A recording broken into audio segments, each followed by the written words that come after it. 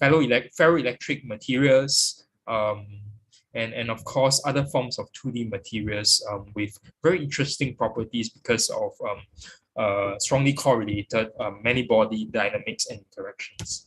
So just very quickly, I present to you a brief outline overview of today's presentation. So I'm going to present to you experimental capabilities and techniques which are available here in Singapore, and in particular things that I do, especially. And of course, after which I'll give a very brief introduction as to what are the interests that we have in terms of the material properties, in terms of the fundamental physical properties of various quantum physical systems that I mentioned just now. And after that, I'll briefly present some specific studies on 2D TMDs, on some heterostructure systems, and some superconductor thin films and cuprate structures, and I'll end with some acknowledgement at the end of the day. So one of the main techniques that we employ is actually spectroscopic ellipsometry.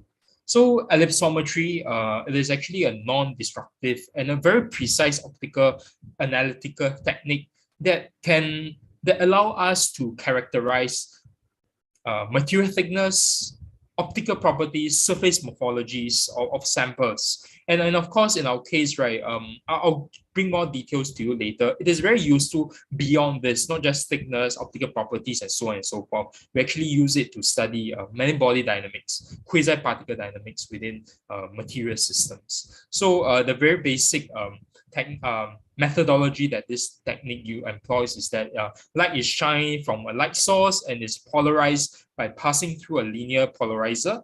And then the detector measures the change of this polarizer upon reflection on a sample. So ellipsometry, it measures two quantities, namely the psi and the delta, because of the changing of the wavelength of light. So when this psi and delta, these two quantities are measured, it allows us to derive the refractive index, the optical properties of the sample using Fresnel equation. So this is a numerical technique that we use to derive these optical properties. So as you can see over here, hold on a moment, let me just see whether I can use a pointer. Okay, so you can see over here that it has a huge, rather significant spectral range between 0.03 to around 10 electron volts. And these are very significant spectral range because it ranges from lattice vibration through even to the UV range. And there are many properties involved in the material within this spectral range, of which I'll go into detail later. And of course, apart from that, as the title of this talk suggests, there are also synchrotron-based techniques that are important, that have to be employed in order for a very comprehensive study of the subject matter, of the material, of the physical system that we have in interest. So if we were to move beyond the infrared and UV regime, there are also these synchrotron-based techniques to help us to characterize the core level electronic states, element-specific spin and magnetic structures, structural properties, crystal structures, interfacial hybridization, and other important intrinsic properties that are present in unconventional systems, superconductors, and so on and so forth. And we have these capabilities at the Singapore Synchrotron Light Source, SSLS in short, where several X-ray based techniques, including XAS, XMCD, XPS, XRD, and other synchrotron techniques are available.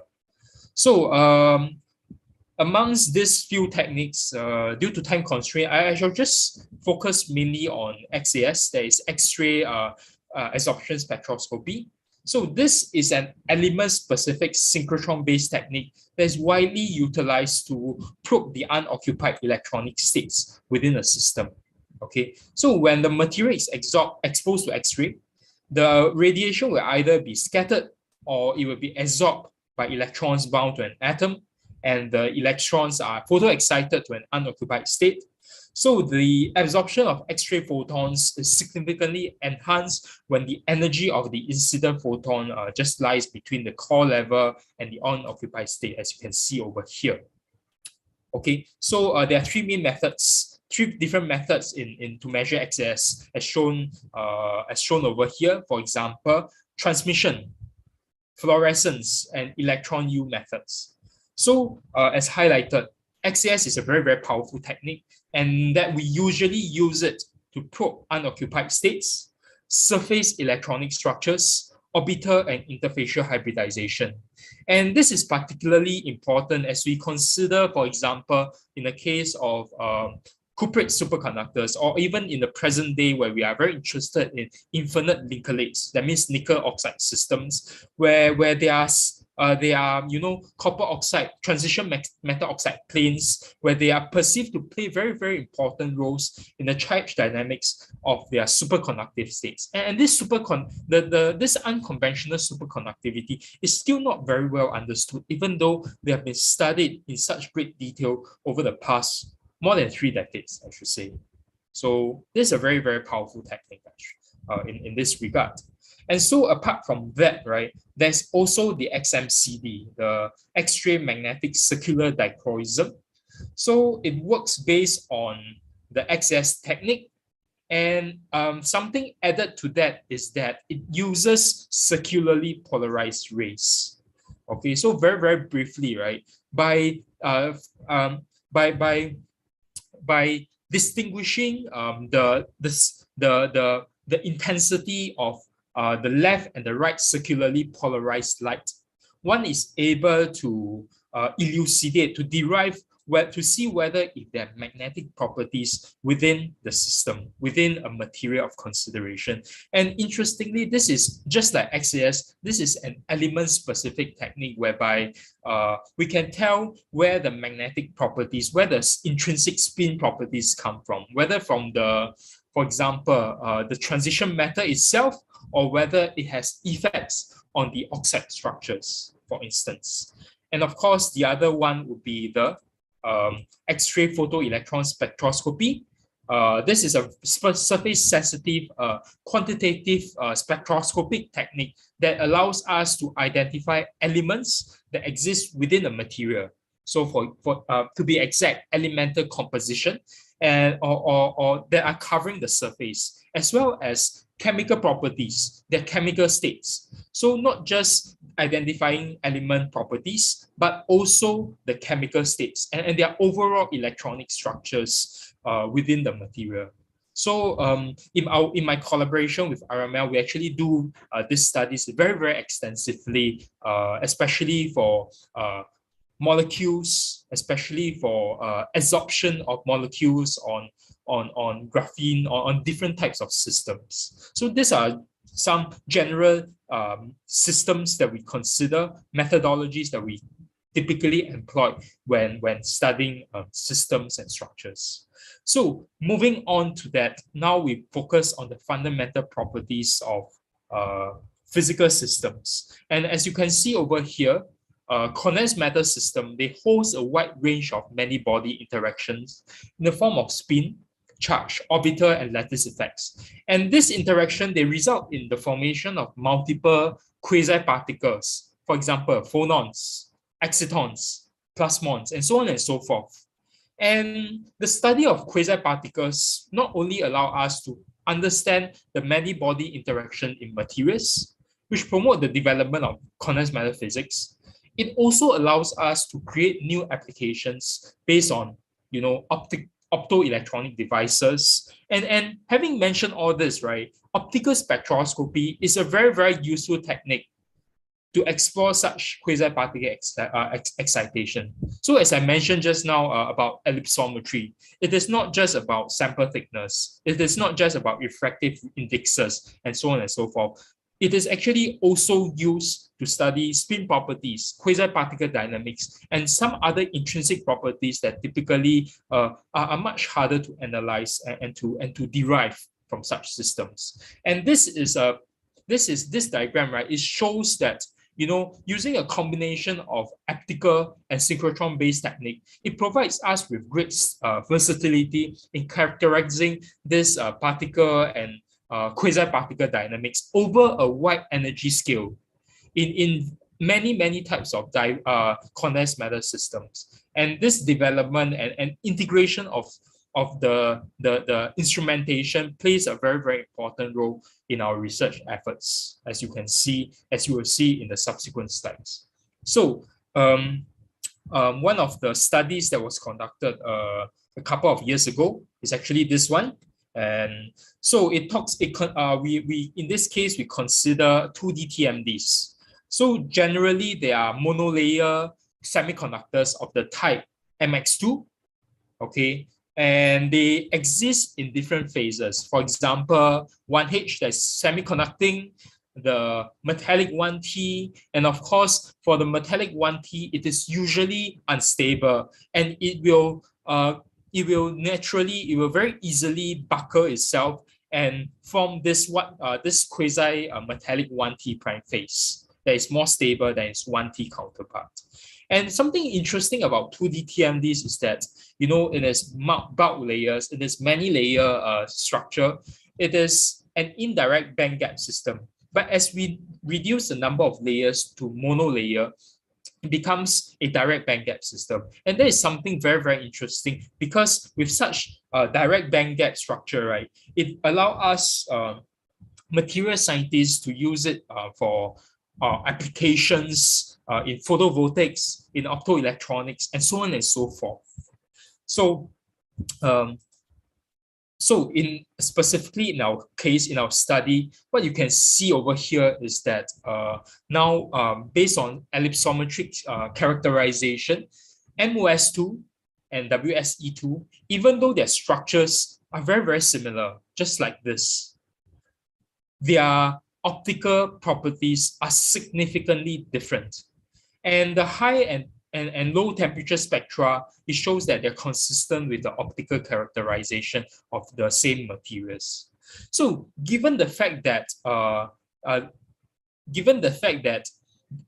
their structure are the same, but their electronic structures and optical structures being different, it is important for us to find out what's the reason behind the distinction between these two materials.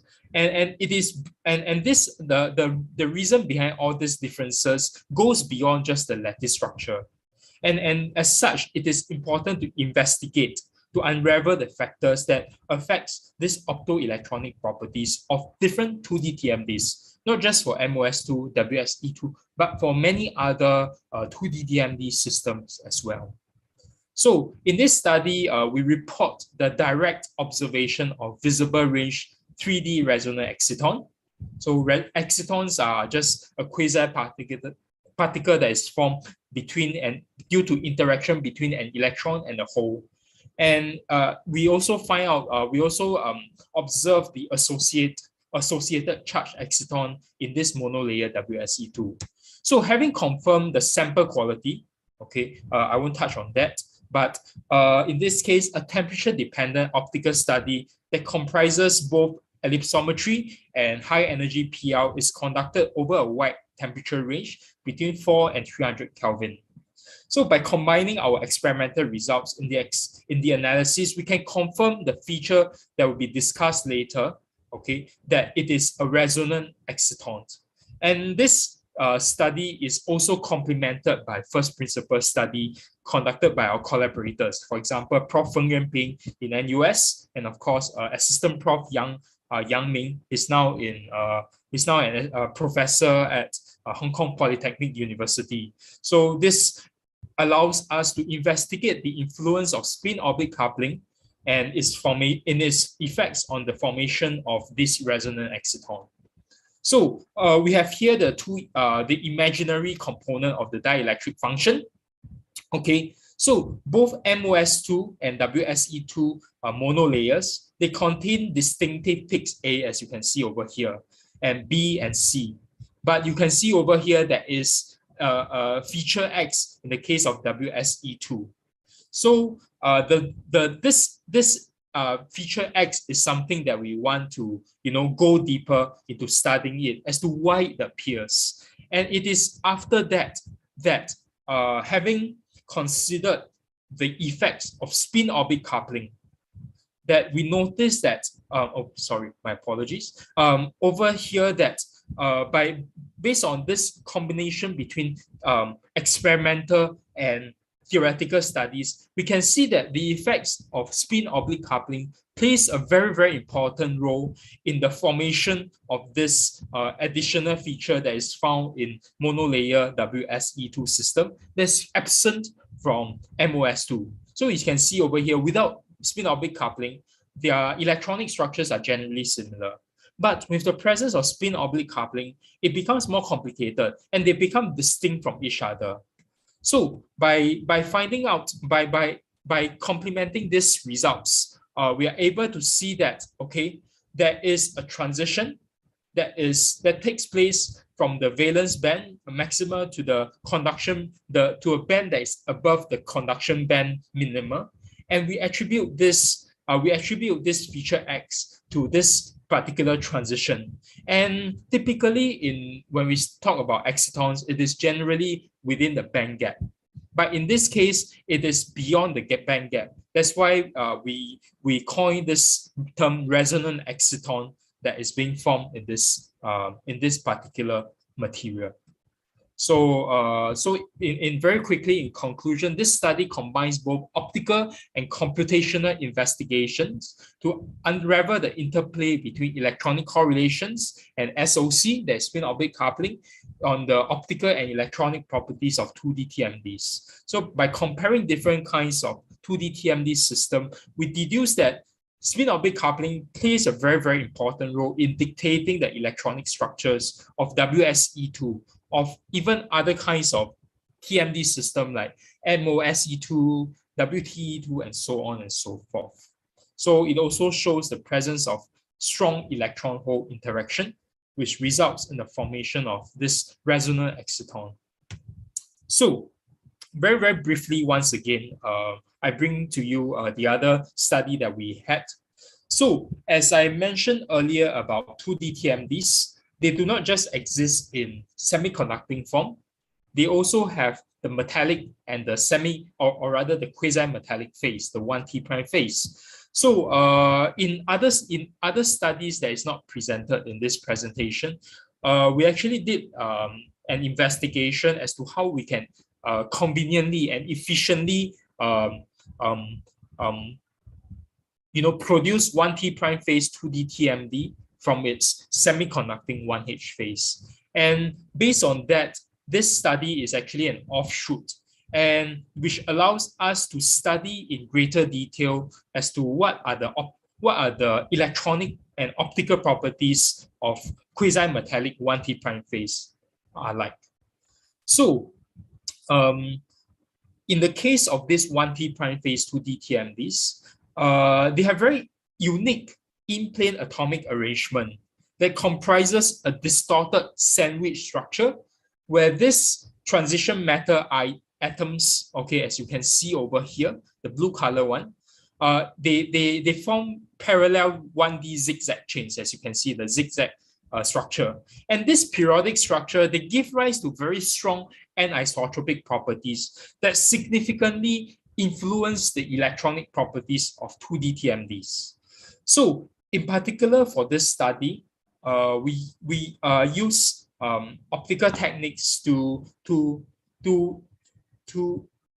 observe that there are actually mid-infrared plasmon excitation in both WSE2 and MOS2 that and based on computational study, we noticed that these plasmon excitations are found to disperse only along the direction that is perpendicular to the chains, as you can see over here. So it goes in this direction. So it is an anisotropic property that is unique in this particular case. So these are some ellipsometric results. So typically what we do is that if there is a zero crossing in the real dielectric function vis-a-vis the loss function, there is a peak, we would identify this as a metallic plasmon that is present. So as you can see over here, in 1T prime phase MOS2, there is plasmon that is present. So likewise, in the case of 1T prime phase WSE2, there is also the presence of plasmon excitation here. So, complementing it with first principle studies, the electronic properties of monolayer WSE2, they are tunable by the inevitable doping effects due to interactions with intrinsic film defects and substrate impurities. But in the case of, and of course, in the case of first principle calculation, it models a perfect 2D crystal structures free from any defects. So while there are some differences in terms of the wavelength position, but it clearly shows that there is a presence of very interesting, unique quasi-particle dynamics that are present due to the anisotropic structures of 1T prime phase 2D TMD systems. And yeah, this is something that is unique, and being something that's anisotropic in nature, it is actually, there are also potential which can be utilized in whatever kinds of applications, optoelectronic applications, possibly. So in a grander scale, if you talk about physics, if we talk about superconductivity, this also have some links, okay? Of course, analogous links, because in terms of high temperature superconductivity, there are theories involved that plasmon excitation plays a role in superconductivity. For example, in periodic copper oxide planes of cuprate systems, there are reports that interplanar interaction leads to the formation, plays an important role in mediating high temperature superconductivity. So there is a possibility of a deduction that the coupling between the zigzag transition metal chains can play an important role in driving, the possibility of superconductivity also in 1T prime phase 2D TMDs. And of course, having said that, this is a postulate that we have, which requires more in-depth, more further investigation. But there is a significant step forward, especially if you relate it to high temperature superconductivity in other systems. So this is a conclusion of the study that was presented just now. And having made this study, I'm very glad to say that we were actually invited to write a review paper based on this anisotropic properties in 1T phase 2D TMD systems. So if you're interested, you can actually refer to this particular publication that was made last year. So having talked about 2D TMDs, now we move on to heterostructure systems. So heterostructures, as the term suggests, it involves interfaces. It involves interaction between two different systems. For example, in this case, MOS2 on strontium titanate. And because of this interaction, because of the interfacial orbital hybridization between the titanium atom in the STO layer and the sulfur atom in the MOS2 layer, it results in the formation of excitons that is propagated from the substrate, the STO, into the MOS2 layer. So this is an example that we have.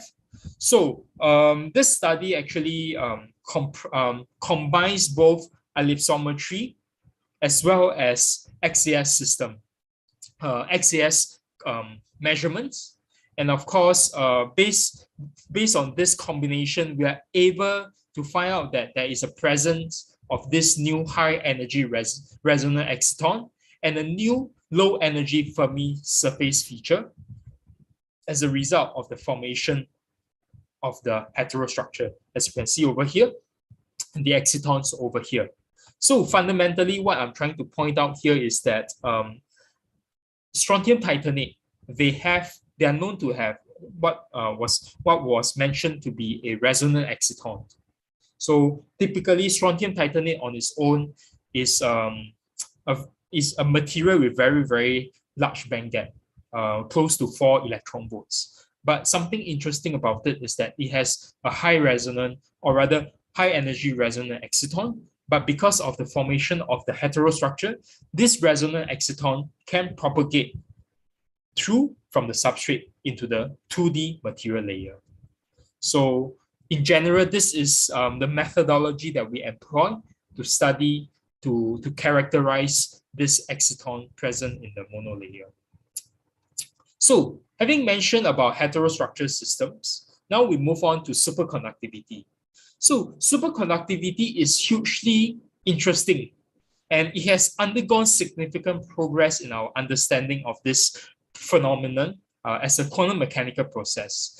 And over the past many years, we witnessed multiple milestones in the discovery of different classes of superconductive materials. And the TC starts moving closer and closer to room temperature, as well as the development of conventional theories to explain this exotic phenomena.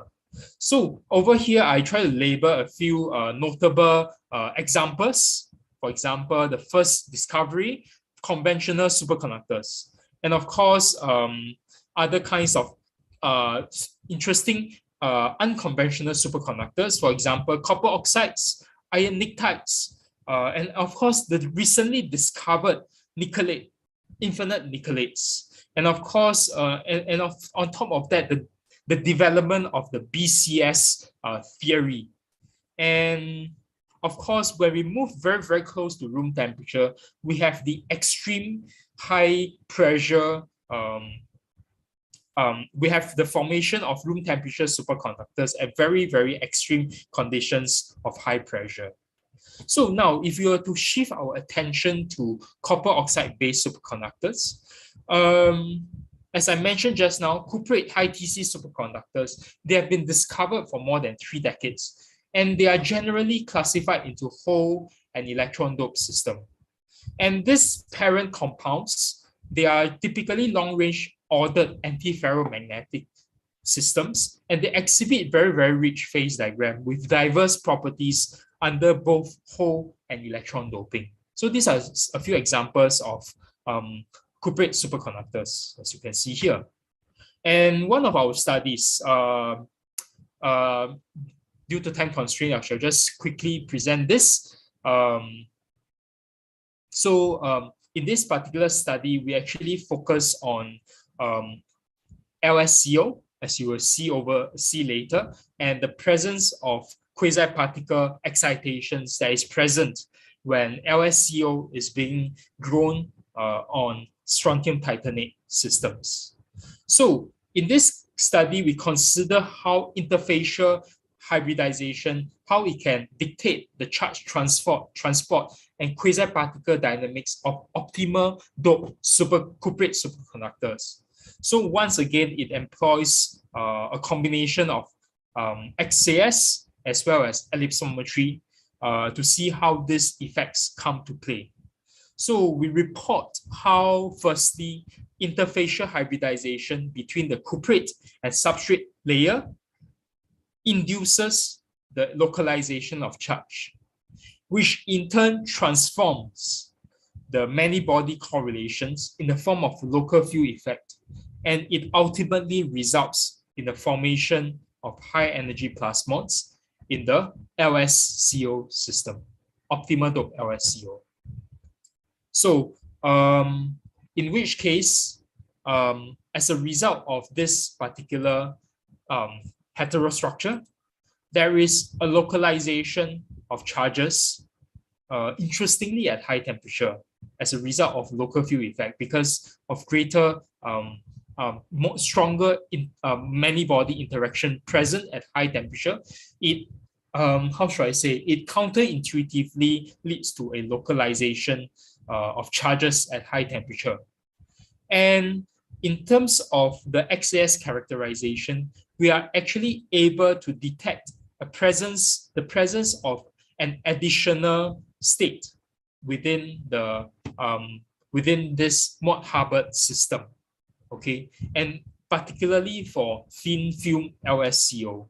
So in this case, when the system gets thicker, it loses this effect. Okay, so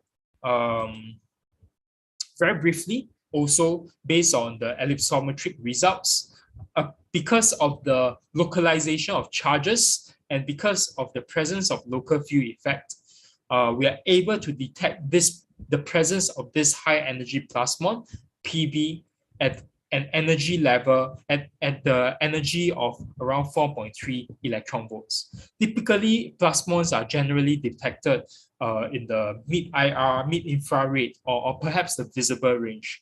But in this case, it is detected at a rather high energy. So this is something that is rather interesting that is observed, that's reported in this study. So apart from this particular study, we also did a few other studies of characterization of cuprates. For example, the study of correlated plasmons with varying levels of doping concentration, whether whole or electron dope. So as I mentioned just now, my apologies anyway, I have to rush through a bit because there's quite a bit of things to cover. As I mentioned just now, superconductivity, the development of superconductivity and the theory is not just restricted to cuprates as a standard material for study. Because in recent years, in fact, just a couple of years ago, there is the discovery of infinite nickelates. And this infinite nickelate, they have similar structure whereby there's the presence of nickel oxide planes, just like cuprate superconductor.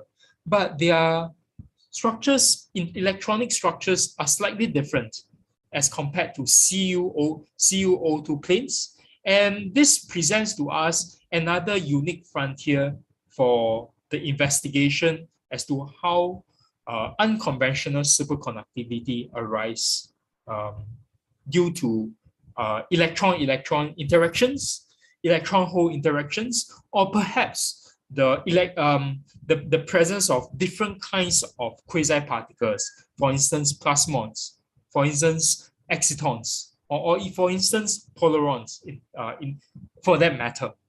So very quickly, so the studies, the investigations that we have made, right, have been condensed into a book, which I'm very, very pleased to let all of you know.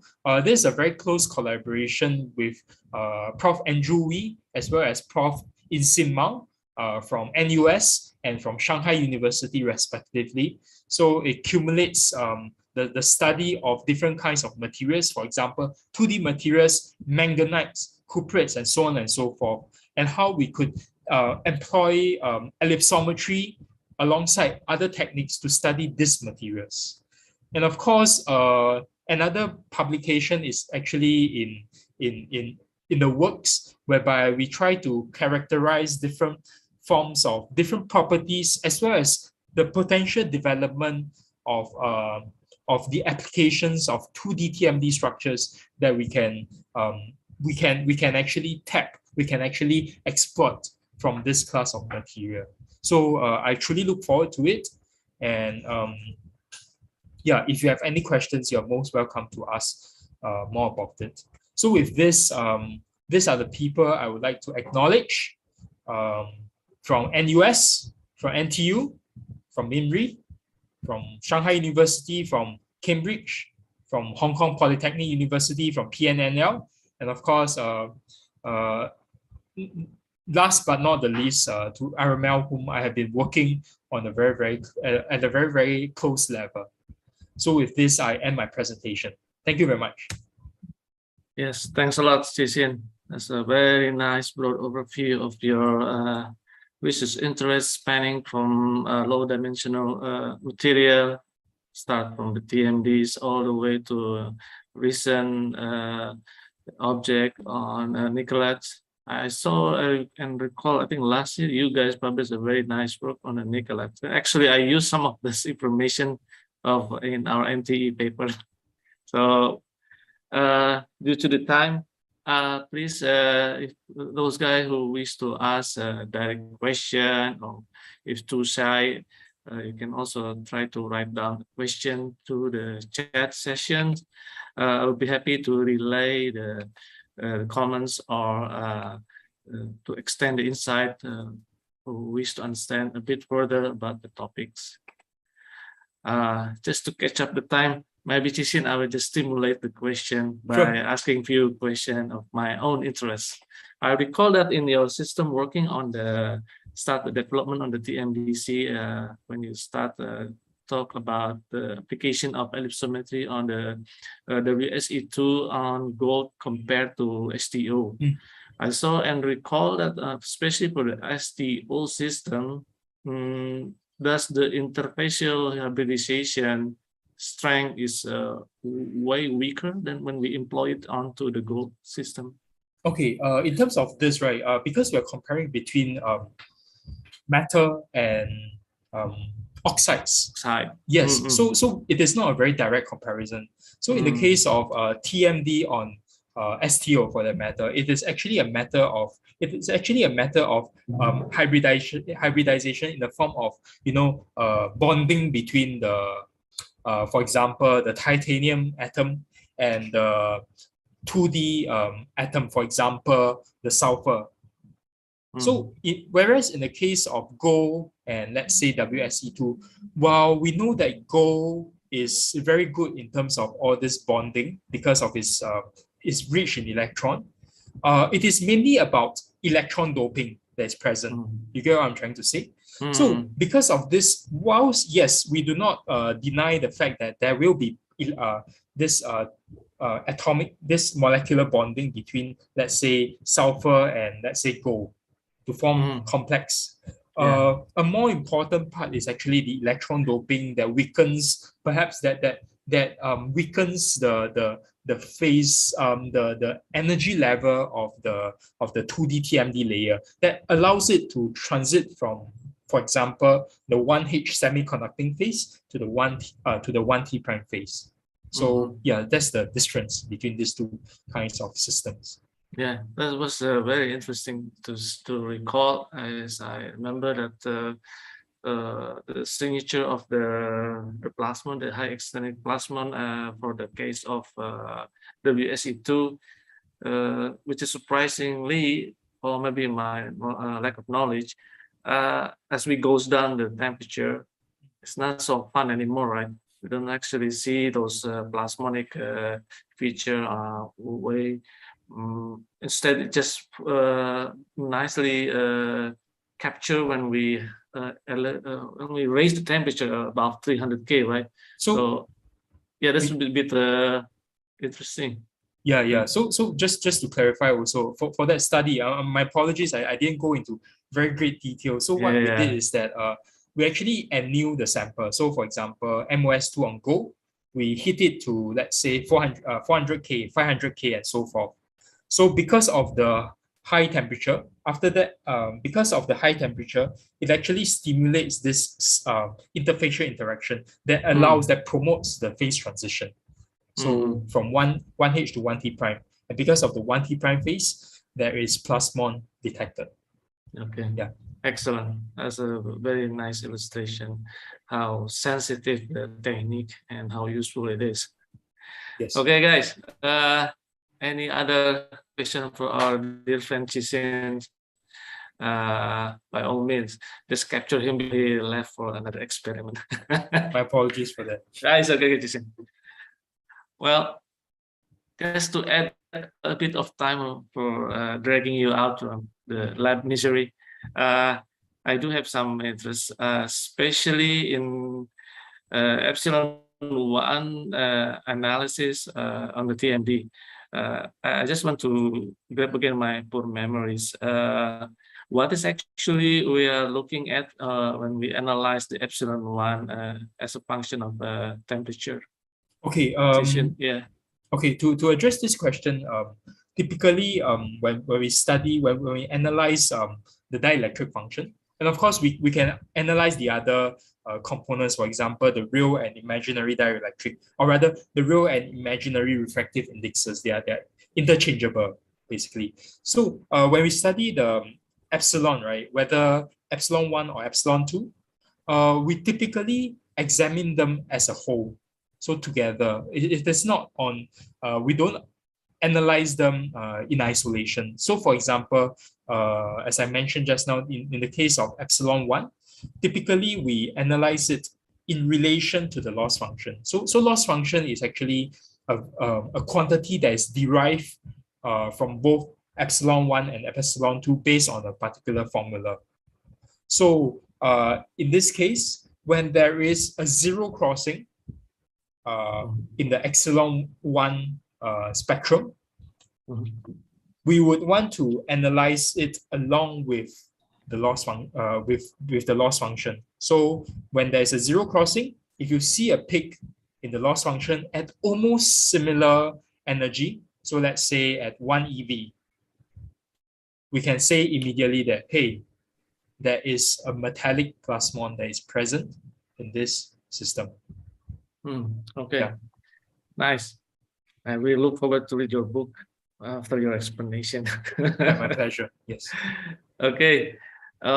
Due to the time, I think Chishin has to go for his next schedule. So I will wait for a few seconds for those who wish to raise your hand or ask a question. I give you a couple of seconds before we end our session of today. By the way, it's congratulations. I saw that in the beginning of the presentation, you've been appointed as a visiting professor. Yes. So you basically come and let's say throughout the year you need to go there or not? Currently, because of COVID restrictions, it is difficult to visit. But anyway, I'll be glad to visit Indonesia anytime soon. It will be my great pleasure. Yeah, sure, Jason. Well, likewise, I also look forward to visit again you guys in SLS, hopefully before the end of the year. Yes. I do have some ongoing, let's say, leftover projects with you guys. Okay, I think maybe this technique is so complicated and nobody is there to ask. I think I leave back to Mita to end our session.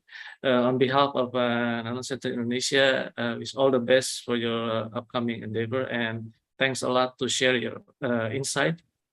And I do enjoy your work with Sinmao, especially our time there. And I really do miss our time after having a nice XCS session to take lunch together. Yes, it was, yeah. Most welcome to come back anytime soon. It's one fine day. Yes. Okay, Mita. Sure. Okay, Thank you very much. Thank you. Yes, thanks a lot. Yeah. I'll leave it to Mita. Okay, see you. Okay. Yeah. Thank you, Dr. Sintang, for sharing your knowledge and experience. We hope this event could pave the way for more collaboration to come. And thank you for the participants. We hope that you gained valuable insights from this webinar. And because there was no question, there will be no winner, unfortunately. Okay. I have one question. Oh, Mr. Saad. Oh, yeah. It's just related Please. to computational. I would like to know that what kind of computational approach, means software or system, you use for your measurement. So computational approach, is it? Okay. Of course, I have to make a disclaimer that is these are done by my computational expert collaborators. But of course, having said that, so if I were to give you the example of excitonic characterization, typically what they use is actually BSE and RPA. So BSE involves the presence of from, if I'm not mistaken, they take into account electron hole interactions. And that's why, based on this electron hole interactions that are present in the system, they are able to, come up with, find out, okay, there is a presence of excitons in a particular system, for example, within STO or within the MOS2 layer. So one of these example is GWBSE. Yeah, the question related to this is, did such calculation is okay with quantum espresso? and the result is reliable, because both Yes. are, because in terms of quantum espresso, the matter is pseudo potential actually. The people are not, and in VSP is a well tested pseudo potential is available. Yes, if I'm not mistaken, yes, quantum espresso is actually a widely used technique for this kind of for a theoretical verification. Yes. Yeah, but I mean the reliability of using quantum espresso instead of VSP. I can't give you a very precise answer to this because I'm not an expert in this area. So please forgive me for that. Yeah. Thank you. Okay.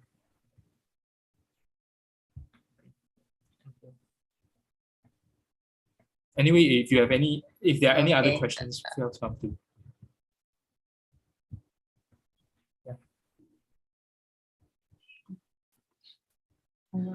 Okay, I think that's all the question for today.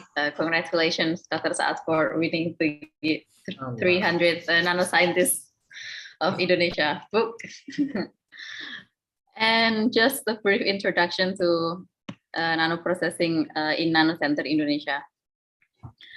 We provide services to turn your samples into nano-sized ones. You could contact us via WhatsApp or using this link.